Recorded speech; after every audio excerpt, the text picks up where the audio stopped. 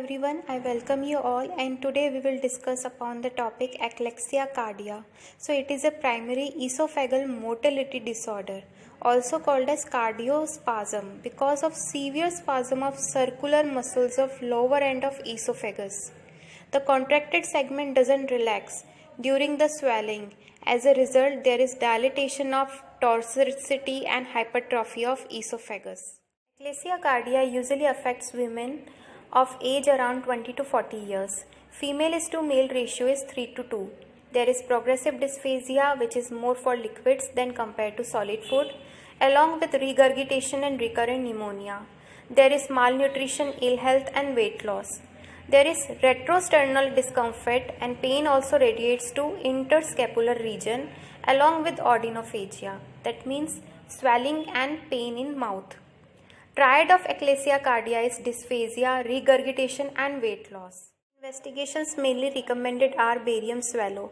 Barium swallow will show the bird beak appearance of lower esophagus. There will be absence of fundic gas bubble and sigmoid esophagus will be seen with dilatation of proximal esophagus. Chest X-ray will show the retrocardiac air fluid level in lateral view. In plain X-ray abdomen, erect fundic air bubble is absent due to stasis of fluid in esophagus. Esophagoscopy will show the dilated sac containing a stagnant food and fluid due to stasis. Esophageal manometry and ultrasound are very good investigation in case of Achexia cardia. Now just see the picture. In esophageal achexia, the lower esophageal sphincter doesn't relax, and just notice the bird beak appearance of lower esophagus. The treatment includes Heller's cardiomyotomy, where the surgical 7 to 10 cm long incision is made through the lower esophageal end and carried over to stomach. Muscles are cut till mucosa bulges out. Myotomy should be extended up to aortic arch and distally up to the stomach to 1 to 2 cm below the junction. Second procedure is forceful dilatation by using pneumatic balloon under fluoroscopic control within lower esophageal sphincter, where the 300 mm Hg pressure is applied for 15 seconds.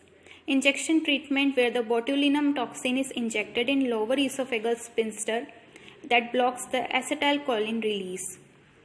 In the right-sided picture, you can notice the rosette-shaped appearance because of folded esophagus. Drugs like nifedipine is given. Also, the H2 blockers, calcium channel blockers are given to reduce regurgitation and acidity.